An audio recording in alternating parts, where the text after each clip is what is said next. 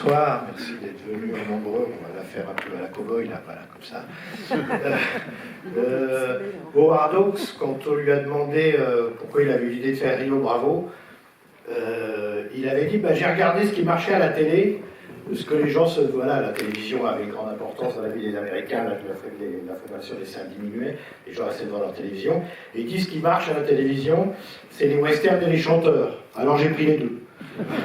Donc voilà comment il a justifié le projet Rio Bravo, évidemment, qui est un film qui est bien plus riche que ça, mais c'est assez amusant.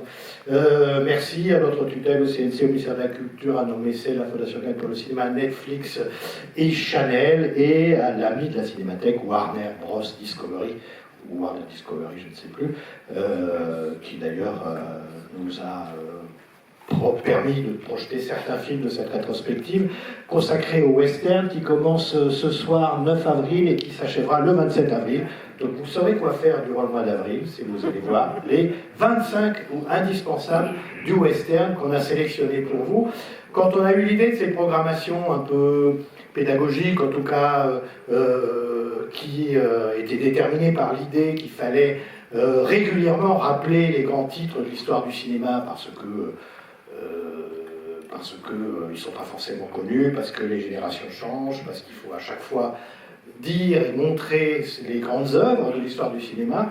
On a évidemment pensé au western, mais il arrive un peu tard dans ces choix. Il y a eu d'autres rétrospectives entre-temps, mais il était temps que ça arrive, parce que le western, c'est quelque chose d'extrêmement important pour la cinéphilie française, pour le rapport français au cinéma. On connaît l'article célèbre d'André Bazin, le cinéma américain par excellence, c'est le western, donc c'est quelque chose d'enraciné dans le rapport qu'ont les cinéphiles français au cinéma hollywoodien. Je pense qu'il y a deux genres, deux formes qui ont exercé ce pouvoir, c'est le western et le film noir. Donc il était temps qu'on sélectionne comme ça ces titres importants de l'histoire du cinéma hollywoodien. On aurait pu vous montrer, on aurait pu commencer par le cinéma muet d'ailleurs, évidemment ce sont des films moins connus, mais le western évidemment débute en fait avec le cinéma lui-même. On peut même dire que les films qui sont tournés à Los Angeles, non pas, pas forcément à Los Angeles, au début du cinéma, on tourne dans le New Jersey, etc. On tourne des histoires réalistes, contemporaines, mais c'est le contemporain de la fin du 19e siècle. Donc on peut dire que le cinéma américain, d'abord c'est du western avant d'être autre chose. Et le cinéma, le western muet, le genre a été très populaire dans les années 10 et 20. Il y avait déjà différents types de westerns. Il y avait les westerns avec les héros invincibles, enfantins, comme Tom Mix par exemple. Il y avait aussi les westerns beaucoup plus âpres, beaucoup plus réalistes, comme les films avec William Hart. Et donc, voilà, en vous disant ça, je me dis qu'on devra réfléchir aussi à cette idée de vous montrer un panorama de western réalisé au temps du muet. Parce que, alors là, je crois que le premier film, la première date en fait inaugurée par cette rétrospective, c'est 1940, c'est La Chevauchée Fantastique.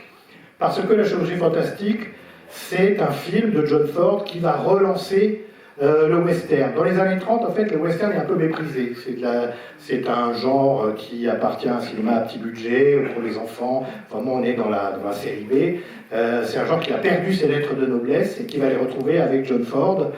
Et on va voir se déployer, donc, encore jusqu'à aujourd'hui, ce genre, cette forme cinématographique qui est extrêmement importante dans l'histoire du cinéma, non seulement hollywoodien, mais dans l'histoire du cinéma, pour différentes raisons. Le western, c'est la manière avec laquelle une nation a filmé sa propre histoire. Hein, c'est vraiment ça. C'est l'avancée de la civilisation, la loi, le recul de la frontière, comment les États-Unis se sont constitués en nation. C'est raconté par le western. Alors de façon légendaire, mythologique, plus ou moins critique, etc. Mais enfin, il y a cette idée-là. Le western, c'est aussi une manière en fait de parler du monde contemporain, mais de façon allégorique. D'ailleurs, vous allez voir, dans le film que vous allez voir ce soir, c'est vraiment de ça dont il s'agit. Et donc, le western a une histoire, hein, on parle, voilà, les films des années 40, les années 50, par exemple, qui est une grande décennie pour le western, et c'est une décennie où on voit surgir des personnages complètement névrosés, Anthony Mann, James Stewart dans les films d'Anthony Mann, John Wayne dans La prisonnière du désert, qui est quand même un grand névrosé, voire un psychopathe. Donc c'est une période extrêmement importante et déjà extrêmement critique par rapport à une idée qui serait légendaire et mythologique. Puis après, le western est né et puis a vécu et puis d'une certaine façon est mort. En tout cas, il s'est mis à agoniser à la fin des années 50, au début des années 60 pour différentes raisons.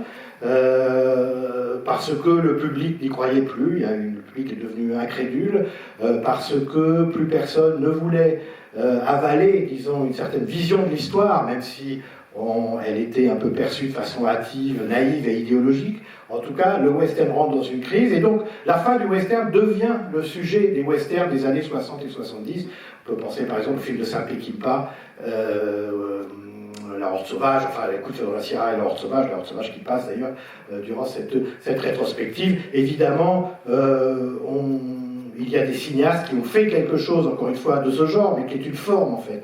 Quelqu'un comme Bud Buttigieg, qui va construire des errances abstraites, Delmer Daves, qui va construire des fictions humanistes et sentimentales, John Ford, lui, qui va vraiment profondément penser l'histoire, Howard Hawks, on a vu avec Stradrio Bao, qui est un cinéaste qui va penser l'action, même philosophiquement la penser. Est-ce que je suis ce que je fais? C'est vraiment le sujet des films de Hawks, et évidemment le western, c'est un médium idéal pour essayer de réfléchir à cette question-là. Vous allez voir, alors modestement, j'ai choisi le film de l'ouverture, qui est un film assez tardif dans l'histoire du western. On est en 1972. Le film est réalisé par Robert Aldrich. Alors Robert Aldrich, en 1972, c'est déjà un vétéran. Il appartient à une génération qui commence à tourner à la fin des années 40, au début des années 50.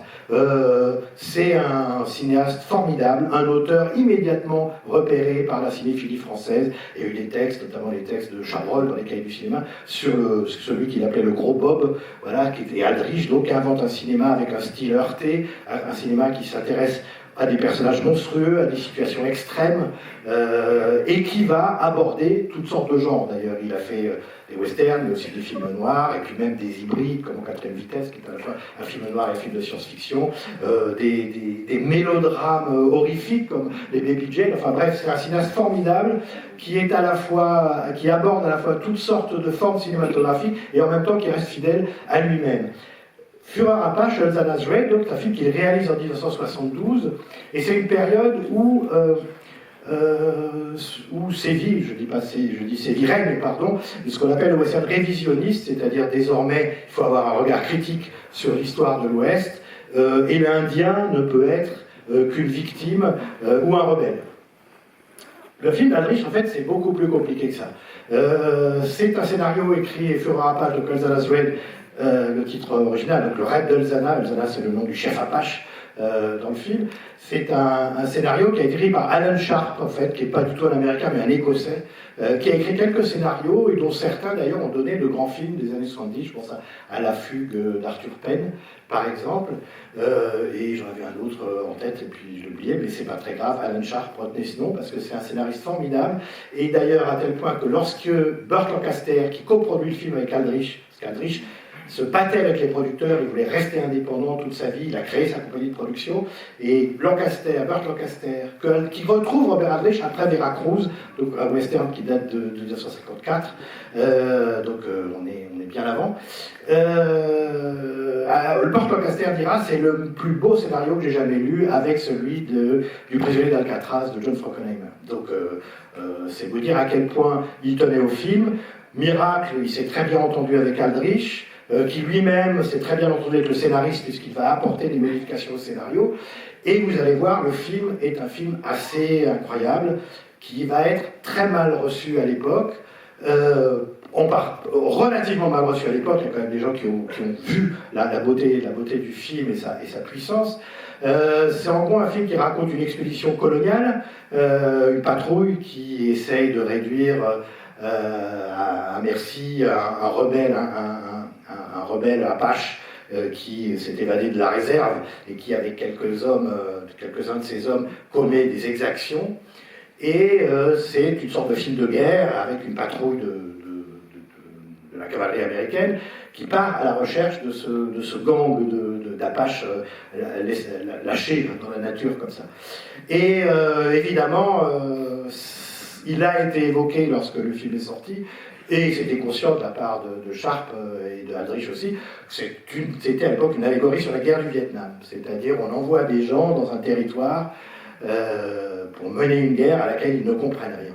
Et en fait, tout le film va dresser un théâtre qui est celui de l'altérité radicale. C'est-à-dire que là, vous allez voir des Indiens, des Apaches, qui ne sont pas gentils du tout, qui sont un peu des victimes, évidemment, parce que tout leur comportement est aussi déterminé par le fait que ce sont des colonisés, mais ce ne sont pas du tout des gentils, ils sont d'une cruauté incroyable. D'ailleurs, Alan Sharp, lorsqu'il écrit le scénario, dira « J'ai pensé à mon film préféré, La prisonnière du désert », qui montrait déjà des Comanches d'une manière très conforme à la réalité, comme étant une tribu qui pratiquait le pillage, la torture, etc., etc. Et donc là aussi, on est face... Et là, vous allez voir, le film est une sorte de film de guerre et de réflexion philosophique sur l'autre et l'altérité. Et c'est un film qui va opposer l'universalisme chrétien, incarné par un des personnages du film, à l'identité de l'autre, à l'identité de l'Apache, à l'identité du colonisé. Et le film, en gros, va nous dire, mais l'universalisme chrétien, c'est ça le vrai racisme, en fait. Vous allez voir que les grands universalistes chrétiens du film sont aussi les personnages les plus racistes. Voilà, ce sont les Blancs, qui ne comprennent pas la civilisation Apache, qui ne comprennent pas le comportement des Apaches. On est vraiment dans la peinture de ce qu'on peut appeler un choc de civilisation. Alors évidemment, ça n'a pas plu à l'époque, on est en 72, il y a eu des critiques, j'en ai retrouvé une tout à l'heure, dans Télérama, on a écrit film raciste, méchant indien, gentil blanc, mais en fait, vous allez voir que le film, c'est pas du tout ça. Je crois que la dialectique du film est beaucoup plus complexe, c'est celle du choc des civilisations et de l'impossibilité pour les colons de comprendre profondément les colonisés. Et donc vous allez voir, il y a un certain nombre de répliques qui sont inoubliables. Le personnage de Burt Lancaster incarne un personnage à mi-chemin entre les Blancs et les Indiens. En fait, c'est ce personnage qui parle comme les Indiens, hein, qu'on trouve dans la littérature américaine, et qui organise ce trait d'union, là, entre le monde primitif, le monde d'avant la civilisation, et le monde civilisé. Il y a des répliques inoubliables dans le film. Moi, je me souviens de celle... à un moment donné, il est dit le premier qui se trompe devra creuser des tombes. Ça, je trouve ça absolument incroyable. Et il y en a d'autres. C'est sans doute le dernier grand film hollywoodien, le dernier grand western hollywoodien, on peut dire. Parce qu'après, le western va devenir matière à réflexion. Ça va devenir un film, ça va donner naissance à des films très conscients d'eux-mêmes. Alors, il y en a qui sont très très beaux, hein. Mais on peut dire que la véritable fin du cycle, c'est Fureur Apache, sans doute un des plus grands westerns de l'histoire du cinéma hollywoodien. Bonne projection.